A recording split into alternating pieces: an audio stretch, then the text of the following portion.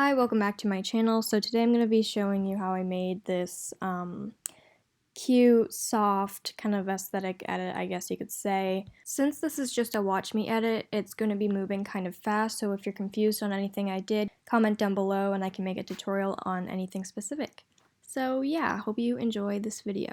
So I imported this heart overlay and added tint to turn it pink because it was in black and white, and I turned down the amount to tint just to make it look like actually like pink and white. And here I'm just showing I used S-Shake and S-Flicker for the little clip, and I also added rough edges, but you couldn't see me doing that because I forgot to screen record that part. But now I added blur mode curves, and I'm just zooming it in and zooming it out, all that fun stuff, and I'm graphing. And now I'm doing a shake as it zooms in, a horizontal shake. All of these shakes that I'm doing are in a tutorial that I've made in the past on how I do my shakes, so go check that out if you are confused. And now I think I'm just moving my zoom ins and zoom outs around because, I don't know, I just want it to look better, I guess. And now I'm adding film damage, and I'm just turning off everything except the dust and turning it white.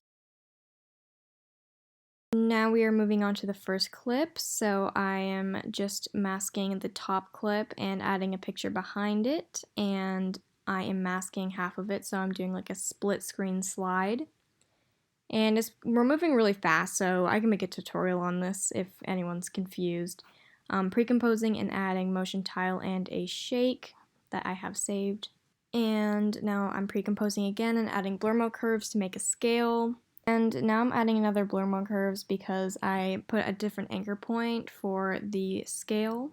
Now I'm doing a horizontal shake transition, and I'm doing it again here. That was also my shake tutorial in the past. Now I've pre-composed this clip and added a white solid layer in the back, so there's like a white border, and I'm adding page turn, and I'm graphing it so it like flips onto the screen. And I also added blur mode curves so it zooms out nice and smooth. I added a rotation to the clip for a bit more movement, and I added a heart overlay with a pink tint with a tint effect, an adjustment layer, and some blur mode curves, and zoomed all the clips in with the adjustment layer. We are moving really fast here. Okay. On the next clip, we are doing like a zoom in thing, so I'm zooming out the clip, and I am going to be graphing it. And I'm adding an adjustment layer and adding S-Shake. I usually do this at the end, but I wanted to see how it looked, and I'm playing around with the settings here. I'm also adding motion tile. Anyways, back to the current clip, we are doing a rotation transition, and moving on to the next clip, we are finishing off the rotation, and zooming in the clip, I think. Yep, we were zooming in the clip, graphing it, and moving on to the clip after that. And here we're finishing off the zoom and graphing it. And we're going to the next clip, which is overlapping with the last and masking it, duplicating it, and adding fill to the last one just to add a border. You could do it an easier way, but this is just how I do it. Adding roughen edges so it has like a little paper effect, and pre-composing it. Then we are going to add blur mode curves and do a little shake with Shift X. While my screen recording was turned off, I did a zoom out with a adjustment layer. And now on the next clip, I'm adding blur mode curves and finishing off the zoom out and graphing it. Then I imported a Polaroid PNG, and I'm going to line it up with the next clip. And here I am doing that. And then I pre-compose it in a few seconds, not currently, but then I move on to the next one and add another Polaroid PNG and line that up. But first, pre-compose. There we go. And here I am lining it up, and then we pre-compose those clips together, and I'm just rotating and zooming them out so they fit the screen the way I like it. Now I'm adding motion blur and keyframing scale under transform, and keyframing that, and I'm going to do that to the next clip as well. Keyframing scale, zooming it in, and graphing it. And we are going to pre-compose the bottom clip, add motion tile, and add a shake that I have saved. Then I'm pre-composing all those clips together and adding blur mode curves and doing a zoom out rotation. So now I'm just graphing the scale, and now I'm rotating it and graphing that as well.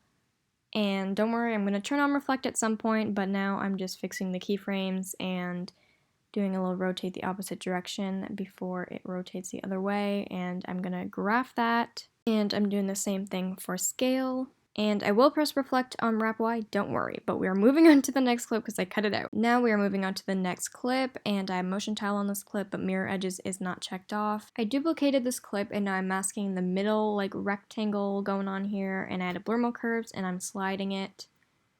And on the bottom clip, I am sliding it in the opposite direction with blur mode curves, of course, graphing it. Then I'm pre-composing the clips and adding blur mode curves, again, what a big surprise, and I'm finishing off the zoom rotation that I did on the other clip. Literally just like take a shot every time I say blur mode curves because I swear I've said it 8 times. And now we are moving on to the next clip, duplicating it and doing the same thing as last time. I mask the middle and I'm doing a slide, and I'm sliding it in the opposite direction as last time, graphing it. And now I'm moving on to the next clip because I didn't know what transition to do, so I'm just moving on. So here I have this ending clip and I am zooming it out. Here I'm playing around with scale so it like zooms in on beat and stuff, and yeah, still doing that. And now I'm graphing it, as you can see, and this is what it looks like. And then we're going back to the last clip, and I'm doing a stretch transition by keyframing scale and turning off the link thing next to the name. And yeah. Then I added a hard overlay and I pre-composed it, and I'm adding motion tile.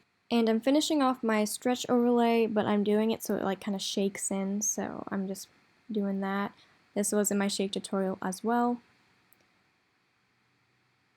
And yeah, now I'm adding a like overlay thing that it's a little outline of a square, and I'm going into layer and blending mode and making it screen, and I'm lining it up with my clip. Here's the final product. Once again, I just wanted to show it because I also added brightness and contrast to my clips, as well as BCC lens blur orbs, I think it's what it's called, so it has like a little blur at the beginning of each clip. So I just wanted to clarify that because it was not in the video.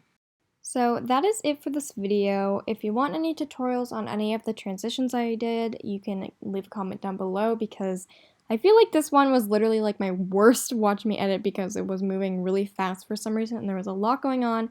So if there's anything confusing, let me know, and follow my Instagram for the final edit, and thank you for watching.